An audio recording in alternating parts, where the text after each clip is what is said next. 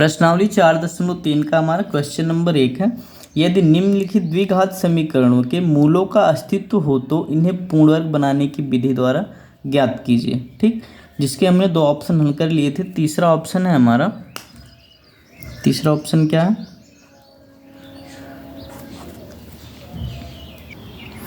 चार x square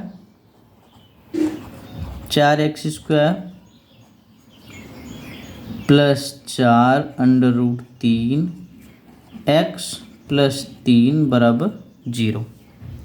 ठीक, हमें क्या करना है, इसे पूर्ण वर्ग बनाने की विधि द्वारा इनके मूलों को ज्ञात करना है। ठीक, तो ये x का जो गुणांक है ये पूर्ण वर्ग संख्या है। तो अगर ये पूर्ण वर्ग संख्या है तो हम इन दोनों को वर्ग में लिख सकते हैं। जैसे 4 को क्या लिखते हैं, 4 किसका वर्ग है, 2 का वर्ग है। ठीक, तो हम इसको क्या लिख सकते हैं, 2x का स्क्वायर।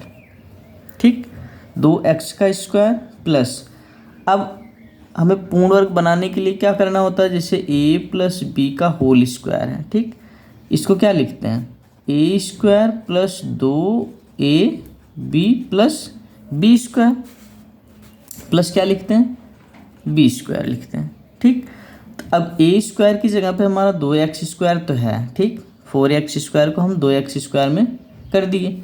ठीक, 2x का होल स्क्वायर हो गया। तो अब इसके बाद क्या आना चाहिए, 2। तो हमारे पास यहाँ पे 2 तो है नहीं, तो हम 2 का गुणा कर ही देते हैं इसमें। ठीक, 2 गुणे a हमारा क्या हो गया, 2 गुणे 4√3x। ठीक, 2 गुणे 4√3x इंटू 1/2, 1/2, 2 का गुणा किए और 2 का भाग कर दिए हम। ठीक, तो हमें आना क्या चाहिए, 2ab। ठीक, a की जगह पे हमारा क्या है, 2x है। ठीक, a की जगह पे क्या है, 2x है। तो हम इसे हल करते हैं, अगर 2 गुणे 4√3 x गुणे 1/2, यहाँ से देखेंगे तो 2 दूना 4, ये कट गया तो क्या आ जाएगा, 2 गुणे 2। ठीक, x को अगर हम 2 में गुणा करेंगे, 2x इंटू √3। ठीक, इतना बचेगा। तो कहने का मतलब ये है कि 2 गुणे a की जगह पे क्या है, 2x। ठीक, b की जगह पे क्या हो जाएगा, √3, b की जगह पे क्या, √3। अब आगे हमें b का स्क्वायर भी चाहिए, आगे हमें b का स्क्वायर चाहिए, तो हम इस √3 का वर्ग कर लेते हैं। √3 का वर्ग जोड़ देते हैं और √3 का वर्ग हम घटा लेते हैं। ऐसा क्यों किए, क्योंकि √3 का वर्ग होगा तभी तो a प्लस बी का होल स्क्वायर बनेगा ये। ठीक, तो इसलिए हम खुद अपनी मर्जी से जोड़े हैं इसको, जोड़े हैं तो ये ज़्यादा हो जाएगा, √3 का वर्ग जोड़ेंगे इसमें तो ज़्यादा हो जाएगा, इसके लिए इसमें कोई फ़र्क ना पड़े तो जितना जोड़ें उतना घटा दिए। ठीक, प्लस 3 बराबर 0। अब हम यहाँ से क्या कर सकते हैं, 2 दूना 4, तो ये हमारा बन गया 2x स्क्वायर, 2 का वर्ग, 2x का वर्ग प्लस 2 गुणे 2x गुणे √3 प्लस √3 का वर्ग माइनस ये क्या हो जाएगा, √3 का वर्ग क्या बन जाएगा, 3 प्लस 3 बराबर 0। ठीक, ये हो गया हमारा। यहाँ से देखेंगे तो 2x का वर्ग, ठीक, प्लस 2 गुणे 2x प्लस √3 प्लस √3 का वर्ग, a square plus 2ab plus b square.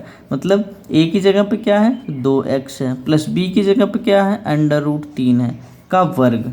ठीक, और 3 से कट गया, 3 में से 3 निकल गया, 0 आया, बराबर 0। अब हम यहाँ से देखते हैं कि 2x प्लस √3 का वर्ग, इसे हम क्या लिखेंगे, 2x प्लस √3, 2x प्लस √3 ऐसा लिखेंगे। ठीक, अब अगर हम 2x प्लस √3 बराबर 0 कर लेते हैं तो x का मान निकालेंगे, तो x बराबर हो जाएगा, √3 उधर चला गया, माइनस में हो गया। ठीक, अब x इधर गुणे, x के साथ 2 क्या है, गुणे में, इधर आएगा भाग में हो जाएगा। ठीक, ये पहला वाला हो गया। सेम इसी तरह से दूसरा वाला भी वही होगा, अंडर रूट 3 बराबर 0, तो 2x बराबर क्या हो गया -√3, x बराबर क्या हो जाएगा -√3/2। ठीक, ये दूसरा वाला मूल, तो x का मान निकल के आया।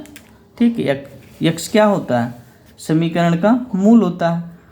तो हम पूर्ण वर्ग बनाने की विधि द्वारा इसे ज्ञात करना था तो ज्ञात कर लिए, जबकि हमें देखने से ही पता चल रहा था कि ये a² + 2ab + b² का क्या है, कॉम्बिनेशन है। ठीक, समीकरण है। तो हम यहाँ पहले ही लिख सकते थे, जैसे मान लो ये क्या हो गया 2x का वर्ग और ये क्या है अंडर रूट 3 का वर्ग।